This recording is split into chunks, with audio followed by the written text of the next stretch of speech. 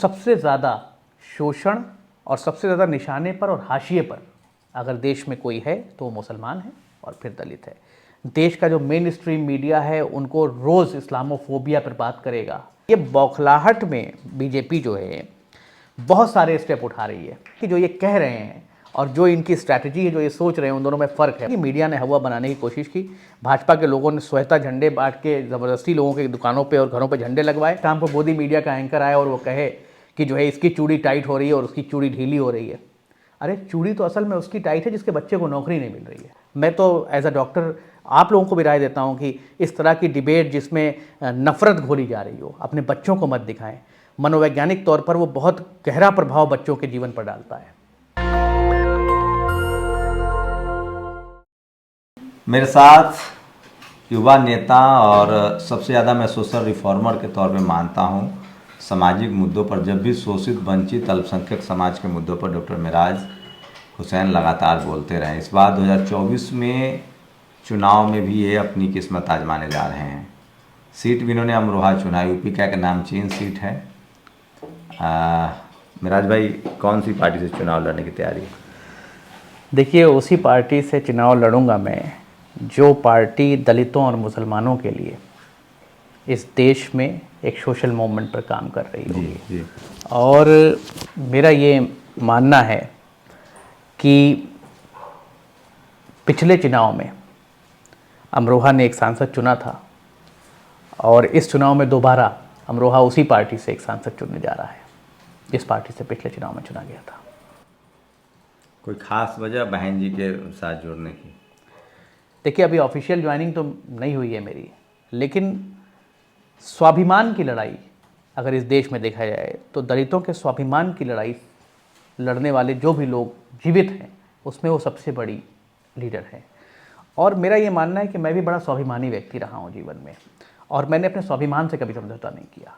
मुझे ये लगा कि दलित, पिछड़े, अल्पसंख्यक और ख़ास करके मुसलमान जो है अपने स्वाभिमान से समझौता करने वाले लोग नहीं हैं। और अगर आज का परिदृश्य आप देखें देश का, तो सबसे ज़्यादा शोषण और सबसे ज़्यादा निशाने पर और हाशिए पर अगर देश में कोई है तो वो मुसलमान है और फिर दलित है। आप कभी सुनते हैं कि घोड़े पे जो है वो चढ़ने नहीं दिया जाएगा, रोज़ की खबरें हैं। कभी सुनते हैं कि मोछ रखने नहीं दिया जाएगा। तो मुसलमानों के बारे में सुनते हैं आप कि उनका पहनावा कोई और डिसाइड करेगा, उनका खान पान कोई और डिसाइड करेगा, उनको भद्दी भद्दी गालियाँ दी जाएंगी। देश का जो मेन स्ट्रीम मीडिया है उनको रोज़ इस्लामोफोबिया पर बात करेगा। तो ये सारी चीज़ें देखने के बाद मुझे लगता है कि इन दो समाजों के लिए लड़ना बहुत ज़रूरी है।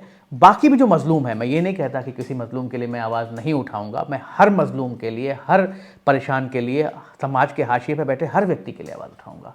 लेकिन ये दो समाज जो है ये मेरे लिए बहुत अहमियत का है, क्योंकि 90% हेट क्राइम, 90% सोशल इनजस्टिस इन्हीं दोनों समाजों के साथ हो रहा है। आपको कहा यार आप बाहरी हैं वहाँ? अब मैं तो 10 साल पहले वहाँ का दामाद हो गया था।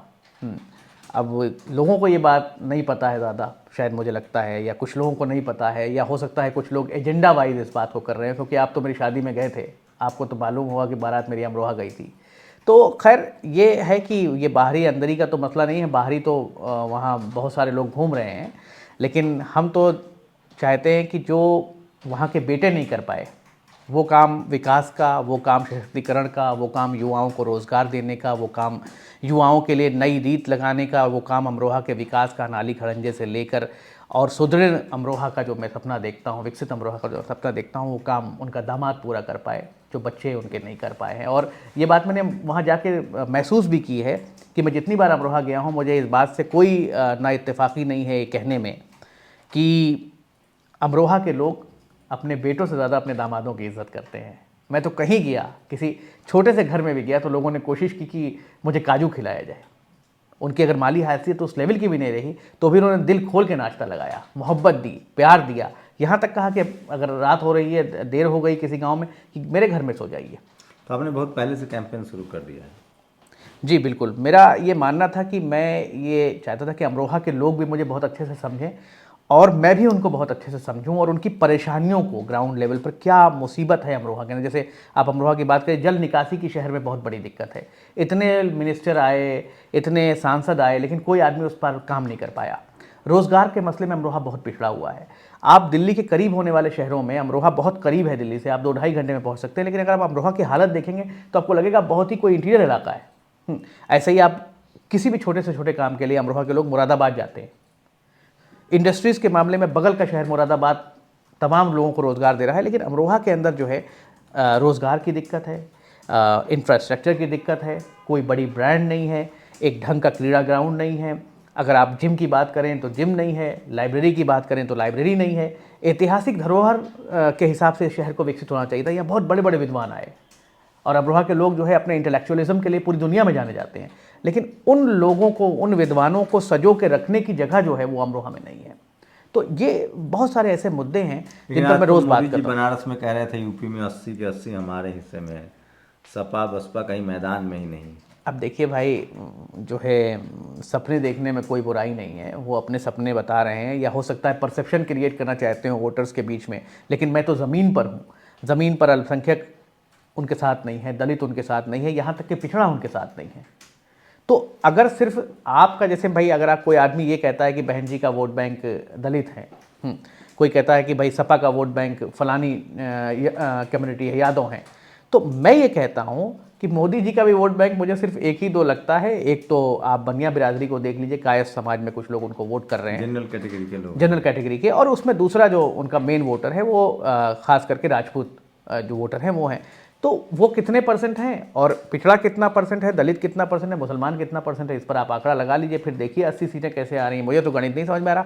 हाँ, ये बौखलाहट में बीजेपी जो है बहुत सारे स्टेप उठा रही है और इससे ये लगता है कि जो ये कह रहे हैं और जो इनकी स्ट्रैटेजी है, जो ये सोच रहे हैं, उन दोनों में फ़र्क है। वरना अगर कोई आदमी निश्चिंत हो कि वो 80 के 80, मान लीजिए आपको किसी बच्चे के साथ क्रिकेट खेलना हो और आपको पता हो कि मैं 6 बॉल पे 6 छक्के मारूंगा, तो आप पूरे दिन नेट प्रैक्टिस करते थोड़ी नजर आएंगे मुझे।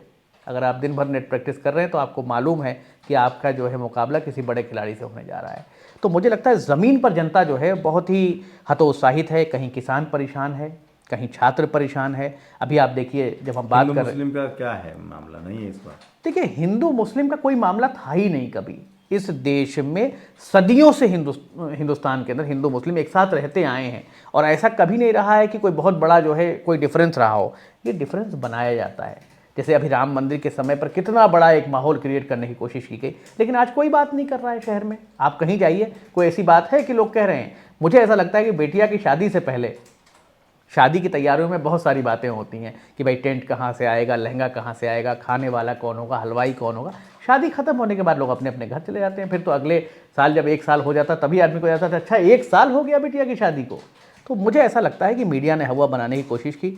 भाजपा के लोगों ने स्वतः झंडे बांट के ज़बरदस्ती लोगों के दुकानों पर और घरों पर झंडे लगवाए। लोग डरते हैं कि अगर वो विरोध करेंगे इस बात का तो भाई आप समझ सकते हैं विरोध का नतीजा क्या होता है इस देश में आज के। बैकवर्ड भी टूट रहा है बीजेपी से। आप तो ग्राउंड पर लगातार। देखिए, मेरा ये मानना है कि बैकवर्ड आप छोड़ दीजिए, मैं तो फॉरवर्ड की बात करता हूँ कि बंद कमरे में तो फॉरवर्ड भी रो रहा है।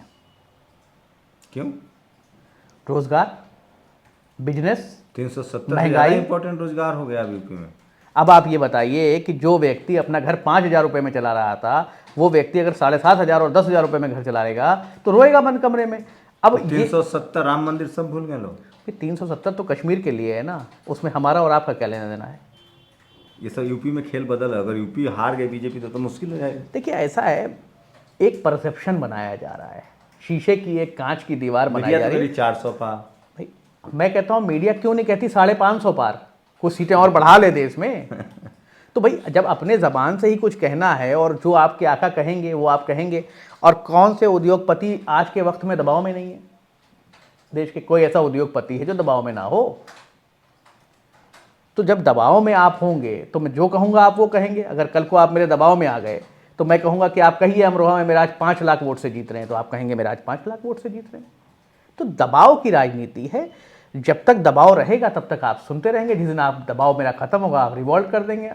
तो ये जो राजनीति लंबी नहीं है। कांग्रेस के बारे में लोग कहते हैं ना 70 साल राज किया, उसकी वजह ये थी कि दबाव की राजनीति नहीं थी। ये जो दबाव था वो उतना बड़ा नहीं था। अब आप बहुत ज़्यादा दबाव लगा रहे हैं तो किसी दीवार पे बहुत ज़्यादा दाब लगाया जाएगा और दीवार टूट जाएगी।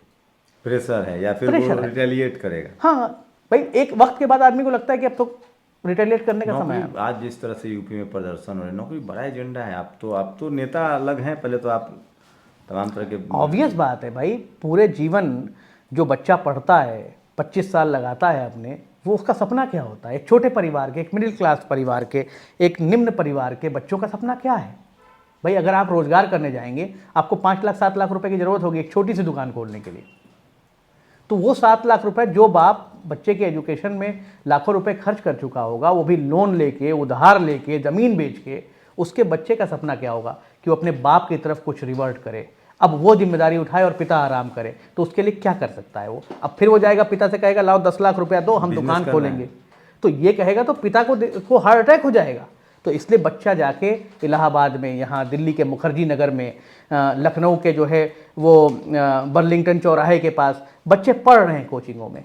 एक एक कमरे में 10-10 बच्चे रह रहे हैं छोटे छोटे शहरों के, और फिर उसकी परीक्षा होती है। उस परीक्षा के दिन आप देखते हैं कि ट्रेनों में जगह नहीं होती है, शहरों में जगह नहीं होती रहने की, और उसके बाद उस परीक्षा का पेपर लीक हो जाता है। बताइए, आज एक बच्चे ने, एक पाल नाम के बच्चे ने जो है आत्महत्या कर ली, डिग्रियां जला के अपनी, उत्तर प्रदेश की खबर है। तो आप सोचिए किस तरह की निराशा है।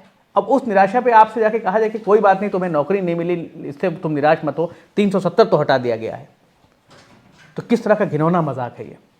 और उसके बाद शाम को मोदी मीडिया का एंकर आया और वो कहे कि जो है इसकी चूड़ी टाइट हो रही है और उसकी चूड़ी ढीली हो रही है। अरे चूड़ी तो असल में उसकी टाइट है जिसके बच्चे को नौकरी नहीं मिल रही है। मीडिया का तिलिस्म भी टूट रहा है मेरा। देखिए, मीडिया एक जो चीज़ है ना कि झूठ एक समय तक आदमी सुनता है, उसके बाद धीमे धीमे धीमे धीमे धीमे धीमे झूठ जो है वो ख़त्म हो जाता है। तो झूठ को पंख नहीं होते। एक समय के बाद लोग समझ जाएंगे। आप रोज़ मोनोटोनस खबरें सुने कि हाँ भाई ये चीज़ हो गई, ये हिंदू ये मुस्लिम, ये हिंदू ये मुस्लिम, एक दिन के बाद आप खुद ही कहेंगे कि यार बंद करो यार इस चीज़। सुन्न हो जाएगा देश। जैसे मैं पिछले 2 साल 2.5 साल हो गए, मैंने कोई चैनल नहीं देखा है। मैं खुद कह रहा हूँ, मेरे परिवार में मेरी माता हैं, मेरी पत्नी हैं, मेरा भाई है, उनके यहाँ कोई टीवी पर न्यूज़ चैनल कभी नहीं चलता है, क्योंकि हमें पता है कि उस न्यूज़ चैनल को देखने से हमारे बच्चों की जो मनोदिशा है और मनोवैज्ञानिक तौर पर जो उनके ऊपर प्रभाव है वो निगेटिव पड़ेगा। मैं तो एज अ डॉक्टर आप लोगों को भी राय देता हूँ कि इस तरह की डिबेट जिसमें नफ़रत घोली जा रही हो, अपने बच्चों को मत दिखाएं। मनोवैज्ञानिक तौर पर वो बहुत गहरा प्रभाव बच्चों के जीवन पर डालता है। तो हम तो अपने बच्चों को रोक चुके हैं कि भाई मत दिखाओ उनको न्यूज़, वो कोई कार्टून देख लें, कोई एजुकेशनल चीज़ देख लें, डिस्कवरी देख लें, कुछ ज्ञान मिलेगा। तो अमरोहा लगभग घूम चुके हैं आप, सारे विधानसभाओं में और सारे पंचायतों में घूम लिया आपने। जितना मैं घूम लिया हूँ अब तक, उतना कोई प्रत्याशी अभी तक ज़मीन पर नहीं उतरा है, ना दिखा है। रोज़ मेरा सवेरे से शेड्यूल शुरू होता है सवेरे 7-8 बजे, और फिर रात को 12 साढ़े 12 बजे तक मैं अमरोहा में ही होता हूँ, लोगों के बीच उनसे मिलता हूँ। और बहुत प्यार, बहुत स्नेह अपने बच्चे जैसा अमरोहा मुझे देता है, और इस कर्ज को मुझे उतारना है। मैंने उनसे एक वादा किया है अमरोहा के लोगों से कि अगर मैं अमरोहा में जीत के आता हूँ तो पहले मैं एक 15 पॉइंट का मैनिफेस्टो ला रहा हूँ। जिस दिन मेरा टिकट आएगा उसके दूसरे दिन कि मिराज का अमरोहा कैसा होगा उस पर। दूसरा, उनको एक बहुत परेशानी है कि उनके पिछले सांसद जो है दिखाई नहीं दिए जीतने के बाद। मैंने अमरोहा के लोगों से ये वादा किया है कि अगले 5 साल आपका सांसद अमरोहा के बीच में होगा। अगर आप मुझे सांसद चुनते हैं, आपके हर सुख दुख में आपके साथ होगा। तो डॉक्टर मिराज हैं जो युवा हैं और बीएसपी के अमरोहा से अभी तक संभावित उम्मीदवार हैं, प्रबल दावेदार हैं, उम्मीदवार भी हैं। और मिराज से हम लोग पहले भी बातचीत करते रहे। मुझे लगता है कि इस देश के दलित, पिछड़े, आदिवासी, अल्पसंख्यक समाज हो या पिछड़ा वर्ग हो, उसमें ऐसे नेताओं की ज़रूरत है जो प्रोफेशनली अपने करियर में सफल थे। मिराज डॉक्टर हैं और उसके बाद उन्होंने रास्ता चुना कि राजनीति में भी जाना है। शुक्रिया मिराज, हमसे बातचीत करने के लिए। धन्यवाद। जय भीम। आप लोग अपनी प्रतिक्रिया जरूर दीजिए, क्योंकि अब चुनाव का समय आ गया है और आप मिराज की बातों से सहमत हैं, असहमत हैं। आपकी राय भी बहुत ज़रूरी है और सोशल मीडिया एक मौका देता है कि आप अपनी राय भी हमें रख सकते हैं। शुक्रिया। नेशनल दस्तक की आपसे गुजारिश है कि अगर इसको बचाना चाहते हैं तो नेशनल दस्तक को सब्सक्राइब करने के लिए रेड कलर के सब्सक्राइब बटन को दबाएं, फिर बेल आइकन की घंटी दबाएं। नेशनल दस्तक को बचाने के लिए बहुत ज़रूरी है कि हर खबर को शेयर करें, लाइक करें, कमेंट जरूर करें।